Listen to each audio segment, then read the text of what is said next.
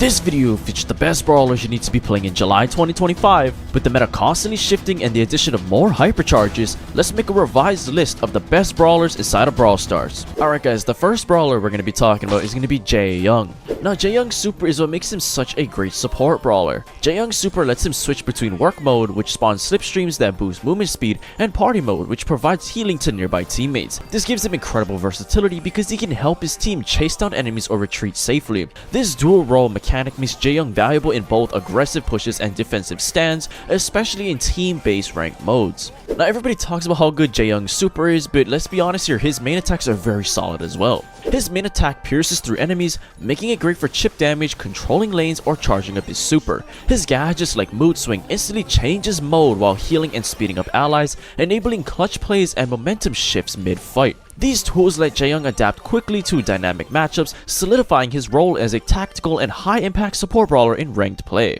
Now since Jaeyoung is a support brawler, remember that you need to be prioritizing healing up and supporting your teammates. An amateur mistake I always see is that people play not only Jaeyoung like a damage dealer, but any support brawler like a damage dealer. Whether the situation calls for a speed boost or an instant heal, you need to prioritize that first and foremost, especially with a brawler like Jaeyoung. Alright guys, the next brawler we're going to be talking about is going to be Kenji. Now Kenji has fallen out of the S tier because of all the nerfs he received. His hypercharge multiplier was decreased by 10%, and his hypercharge pull strength effect was decreased by 75%. Now don't get me wrong, his hypercharge is still pretty good, but it's definitely not as broken as it used to be. It's a lot harder to get, and it's just not as easy to chain as it once was. Now the reason why Kenji is still going to be cracking the top 10 list is because he's still a great brawler despite all the hypercharge nerfs. Kenji's quick slashes hit hard and heal him at the same time, which makes him super effective in fast-paced fights. You can dash in, land a combo, and come out with a good chunk of your health back. That combo of damage and healing up makes him so hard to deal with, especially in close range fights.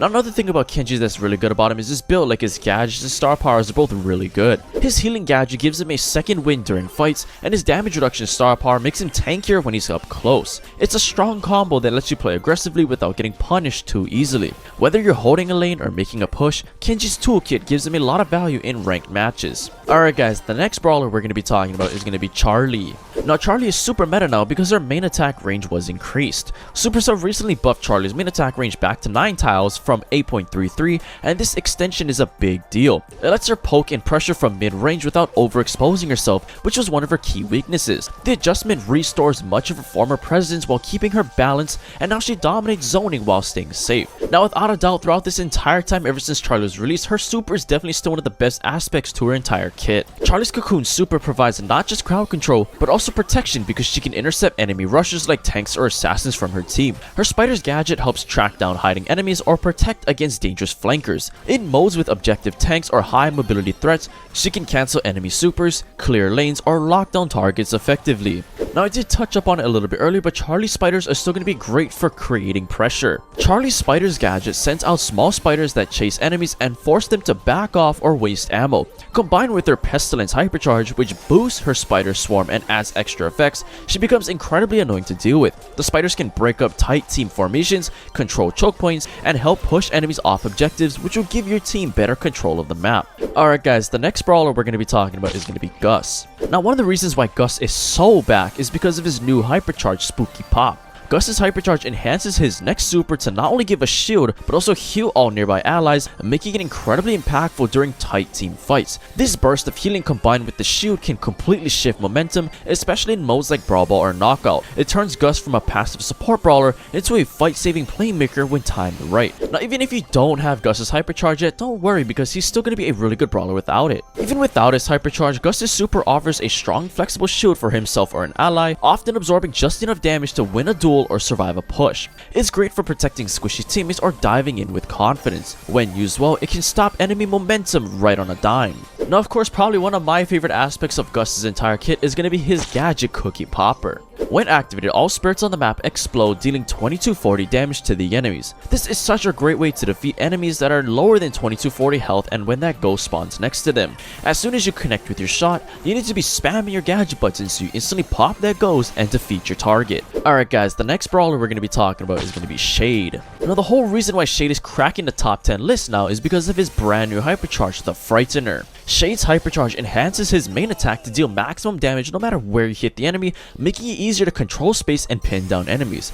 This boost turns Shade into an even bigger threat in team fights, forcing opponents to play cautiously. It greatly improves his ability to zone and pressure key areas in ranked modes. Now the obvious thing that's very good about Shade is going to be his main attack and his super. For his main attack, Shade hugs his opponents with a wide embrace, accidentally dealing damage and doing more damage to those caught in the center of the hug. For his super, Shade leaves the physical world and can move directly through the environment. I mean, come on now, I need to know what the person was smoking when designing Shade's kit because this is just absurd. Now I'm gonna be honest here, brawlers like Shade are at the top of the meta because they are really good at attacking enemies through walls. The best way to use Shade's super is to pressure enemies by dashing into and hiding in a wall nearby them. Most enemies are unable to hit Shade for as long as he stands in the wall, allowing you to freely damage and push them back. However, be wary of enemies that can outrange you and can still hit you in more opened up lanes. Alright guys, the next brawler we're going to be talking about is going to be Hank. Now Hank's main attacks are so incredibly annoying to deal with on maps with lots of walls and obstacles. Hank's main attacks charges over time, releasing a powerful burst of damage in a wide area. When fully charged, it deals one of the highest burst damages in the game, making it effective against groups of enemies and tanks. This attack can also penetrate walls, allowing Hank to control areas and surprise opponents hiding behind cover. Now what's also really good about Hank is going to be his super, like it's a great way to clutch up and survive against close range brawlers. Hank's super fires a torpedo that explodes on impact, dealing significant damage. It will also end up healing Hank for a portion of his missing health, providing both offensive and defensive benefits. This makes Hank resilient in prolonged engagements and effective in disrupting enemy formations. Now the whole reason why Hank is finally out of the F tier is because of his hypercharge homing visuals. When activated, Hank torpedoes will curve towards enemies or a wall if its path is obstructed. This allows Hank to gain more value from his super, and by gaining those stat buffs as well, it makes Hank even scarier to face on those closed off maps. This makes him absolutely invaluable in modes that require sustained team fights like Gem Grab or Brawl Ball, turning the fights in your team's favor. Alright guys, the next brawler we're going to be talking about is going to be Draco. Now the whole reason why Draco is one of the best brawlers in the game, hands down, is because of his hypercharge Fire and Flames. When activated, after Draco transforms into his alternate form, his attack is 3.33 tiles of more range and doubles the amount of projectiles. However, after the hypercharge is over while his super is still active, Draco's alternate form will return to normal. This makes his transformed state even more threatening and sustainable in fights, allowing him to stay aggressive longer and turn team fights in his favor. Now, even if you don't have Draco's hypercharge yet, Draco's super itself is still going to be pretty good without it. Draco's super transforms him into a fire-breathing dragon, granting increased movement speed and damage reduction. In this form, he gains a continuous fire attack that deals more damage at close range, allowing him to dominate in close quarter combat. This transformation makes him a formidable presence in various game modes, especially in Brawl Ball and Hot Zone. Now, definitely one of the most annoying things about Draco that makes him so tough to take down is going to be his Last Stand gadget. Draco's Last Stand gadget should be activated when Draco is still at medium health, therefore he can rush in, activate the gadget, and do a lot of damage to the enemy team. Unfortunately, he will probably end up being quickly defeated once the gadget duration ends. He can also activate this gadget and act as a meat shield for his allies to take control of key points on the map. Alright guys, the next brawler we're going to be talking about is going to be Kaze. Now I'm going to be honest here, Kaze's ultra trait is just incredibly broken. Kaze is the first ultra legendary brawler in Brawl Stars, featuring a unique dual form mechanic. She can switch between her geisha and ninja aspects using her super, each offering distinct abilities and playstyles. In her geisha form, she has a very fast movement speed and a short range dash attack. However, in her ninja form, she gains a longer range attack and a dash super. Now definitely hands down, one of the most broken things about Kaze is going to be her hypercharged ancient energy. I mean, the fact that you can deal the damage instantly and dash 30% faster, this hypercharge is completely broken. It's going to be pretty difficult to dodge against a good Kaze, and the amount of damage you can deal with her hypercharge plus the mark, yeah, you can pretty much just kiss your life goodbye. This hypercharge is definitely going to need a nerf because it's just so incredibly strong, and it's what's going to make Kaze's ninja form even stronger. Now, even if you don't have Kaze's hypercharge, her Fanstorm super is still going to be good without it. Kaze's super creates a Fanstorm that grants invisibility to her and her teammates inside it, disrupting enemy vision and making ambushes or retreats much safer. The storm also deals damage over time to enemies near its edges, which can force opponents to reposition or take damage just by standing nearby it. This combination of invisibility and area denial style makes Kaze excellent at controlling key map zones and turning fights in her team's favor. Alright guys, the next brawler we're going to be talking about is going to be Lumi.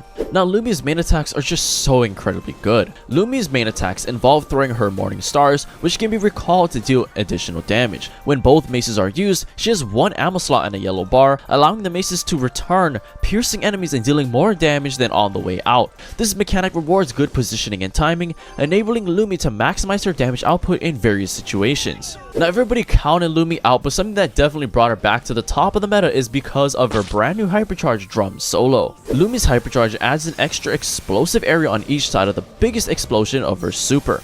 These enhancements make her super even more devastating, allowing Lumi to deal higher damage, move more swiftly, and endure longer in combat situations. Now whenever you're using Lumi's super, whether if it's your normal super or your hypercharged super, make sure you're trying to hit multiple enemies if you can.